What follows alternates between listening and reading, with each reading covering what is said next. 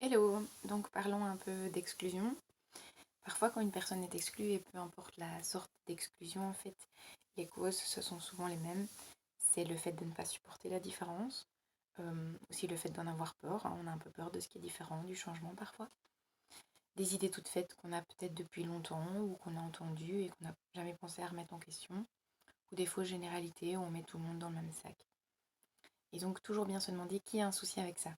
Donc si on vous demande la cause d'une exclusion, c'est pas forcément la victime qui a fait quelque chose. Oui, parfois oui. Mais c'est qui a surtout un problème avec ça, ce sont les personnes qui finalement excluent. C'est elles qui sont énervées. Ça change déjà le point de vue. Vous verrez chaque fois que le souci, donc, c'est aussi ce qu'elle réveille chez nous. Parfois, une personne qui nous énerve, elle réveille quelque chose chez nous qui n'est pas encore réglé, quelque chose parfois du passé. Les conséquences, évidemment, sont pas toujours très heureuses, hein, vous le savez. Les solutions sont souvent d'en parler, mais alors en parler pas pour se plaindre. On n'est pas des victimes, vous vous rappelez. On peut se débrouiller sans sauveteur, mais plutôt pour chercher des solutions à plusieurs. Ça peut être possible, par exemple, en faisant intervenir un adulte qui fait un peu le rôle de médiateur. Ne pas cataloguer la personne comme méchante ou comme harceleuse, hein, c'est lui qui a commencé, ben, en fait, ça sert pas vraiment à grand-chose et personne n'aura rien appris. L'idéal, c'est vraiment de trouver des solutions et ça fonctionne beaucoup mieux. C'est pas dire moi j'ai jamais rien fait, il faut qu'il soit puni, parce que là non plus, ça va rien apporter ni à l'un ni à l'autre. Par contre, demander à, par exemple, un éducateur ou quelqu'un, ou même un vrai médiateur, ça existe comme métier, de faire parler chacun, bah vraiment, ça peut parfois régler des soucis. Et j'en ai sincèrement vu beaucoup se régler, en fait, plus ou moins avec ça. Et aussi avec beaucoup de temps. Comme, comme dans tout, en fait, le temps arrange vraiment les choses. Ne pas faire d'office appel à quelqu'un de plus fort ou d'un certain statut pour être défendu, parce que sinon, on n'a pas appris à répondre correctement. Si vous avez tendance à être sauveteur, essayez que ce soit assez fin, pas trop remarqué. Donc, par exemple, dire c'est bon là, non, mais pas si tu le touches, tu auras affaire à moi ou des choses ainsi, parce que bah, au final, on ne l'aide pas tant que ça. Si vous avez regardé le film Grand Torino, par exemple, c'est exactement ça en fait. Il essaye de faire ça et ça attise encore plus la haine. Donc voilà, il vaut mieux que la personne apprenne à se défendre. Mais par contre, le fait de dire stop, c'est bon là généralement, en fait, la personne qui exclut, le harceleur, celui qui se moque, bah, il n'a plus vraiment son public, il est un peu déstabilisé et, euh, et ça va mieux fonctionner. Euh, mais aussi, celui qu'on a défendu, ben, il ne faut pas qu'il devienne donc, plus victime, hein, sinon on ne le prendra pas au sérieux parce qu'il aura toujours besoin de quelqu'un d'autre. C'est important qu'il sache quoi répondre en fait, qu'il prépare à l'avance, par exemple, des punchlines. Le but, c'est jamais se défendre, hein. C'est plutôt essayer d'en rire ou carrément de changer de sujet. Comme ça, l'autre est de nouveau déstabilisé. Si vous avez regardé l'extrait de A Smile avec la battle de rap d'Eminem, j'adore ce passage, vous avez vu comment on peut rire de tout, même de soi. Eminem arrive à clasher comme ça. Si vous vous souvenez, Églantine, dans le film Oui mais, quand elle apprend avec son psy à réagir avec autodérision, ben, ça l'aide dans toutes les situations. Donc l'autodérision, c'est savoir rire de soi. Ça va, sans démarrer au quart de tour, ce qui n'est pas toujours évident, on est bien d'accord. Mais essayez que, par exemple, les gens qui adorent vous voir vous énerver, ben finalement ils se disent mince, ça fonctionne plus, bon, ben, on va changer de cible. Si vous prévoyez des punchlines drôles, c'est super. Ce qu'il y a, c'est qu'il faut alors accepter de pouvoir en rire chaque fois. Parce que si vous riez de temps en temps et puis que une fois sur deux vous démarrez au quart de tour, ben la personne ne sait plus trop à quoi s'attendre et ça va pas ça non plus. Surtout je parle au niveau des amis quoi. S'ils commencent à rigoler avec vous, ben, il faut pouvoir essayer d'en rigoler le plus possible et simplement quand on en a marre leur dire ok les gars c'est pas le bon jour là. Surtout si on n'a pas de punchline en tête, on peut parler d'autre chose. C'est une tactique pour montrer qu'on y est indifférent. Donc indifférent, ça veut pas dire je t'ai pas entendu, parce que faire comme si on n'avait pas entendu la critique ou l'insulte, c'est un peu, ça fait un peu lâche qui fait comme s'il n'avait pas entendu parce qu'il n'ose pas affronter.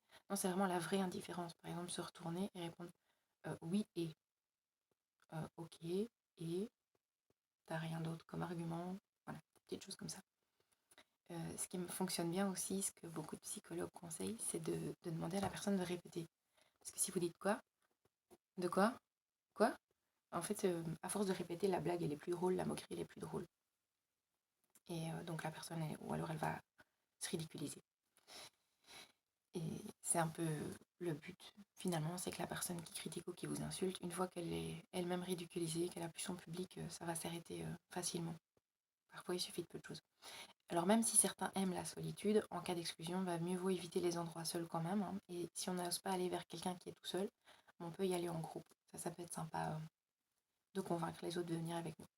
On peut expliquer son souci, si c'est ça le problème. Par exemple, je pense à des problèmes de peau parfois.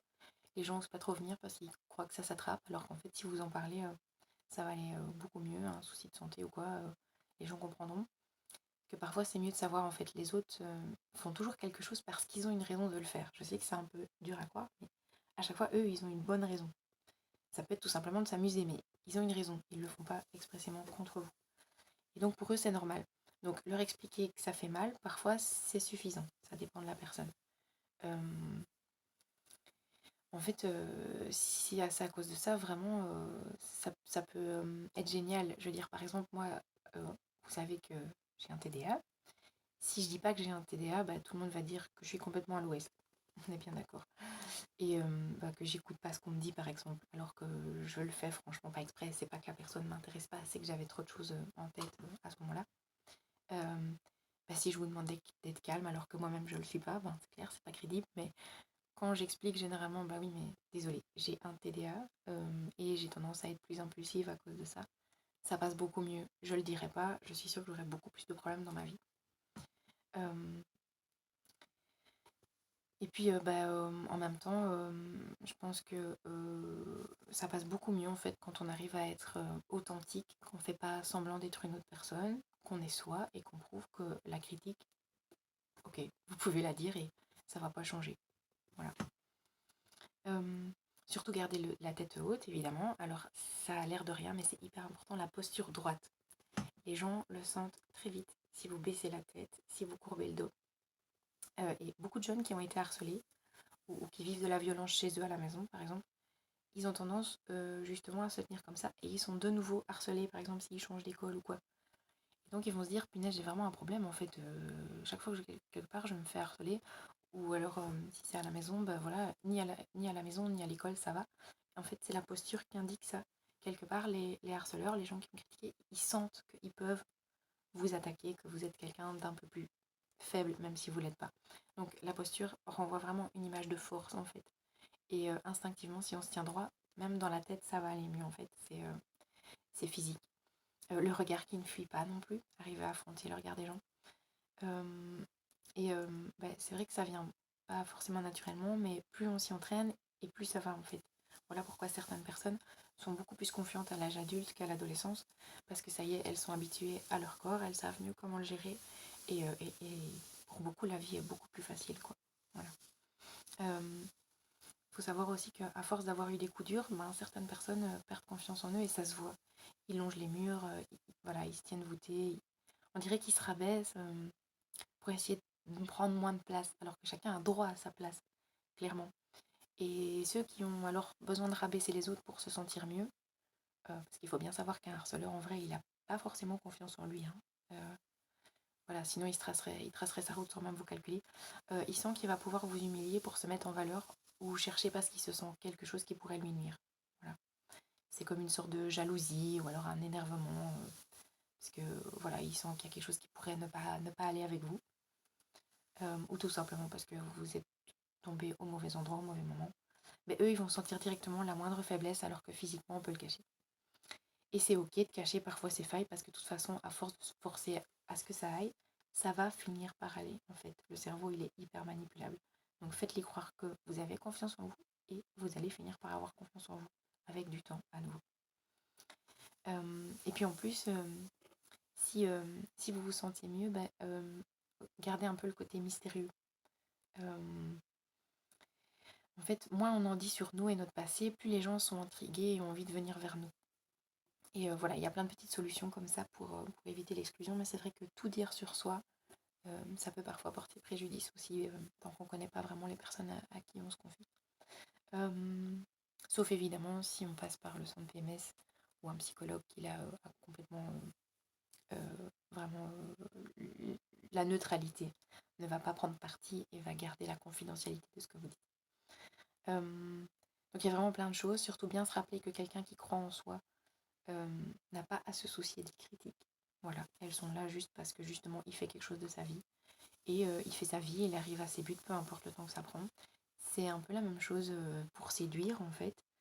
Si tu te convaincs que tu es quelqu'un de super, bah, l'autre va le croire aussi et être plus attiré.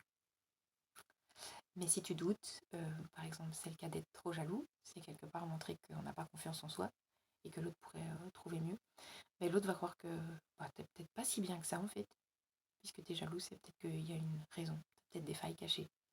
Et bah, comme bêtement, le fait d'écrire un SMS, on se voit toujours demain midi, c'est tout bête, mais ça trahit le manque de confiance en soi. Parce que ça laisse montrer que oui, on pourrait vous poser un lapin demain. Donc non, de même écrire toujours en premier à l'autre, dans une relation amoureuse, c'est un peu montrer trop d'intérêt rapide, montrer que vous avez besoin de cette personne absolument, alors que plus on reste sûr de soi en se montrant comme quelqu'un qui est content que les autres soient là, mais on n'en a pas vraiment besoin. S'ils sont pas là, ben tant pis, je suis bien avec moi-même aussi. Plus les autres viendront à vous justement. Et de bonnes personnes, que ce soit en amour, en amitié, même en succès, voilà, pour ceux qui veulent fonder leur entreprise ou quoi. Et donc, par rapport à l'exclusion, je trouve que ce qui est vraiment important à retenir, c'est que chacun a sa vision des choses.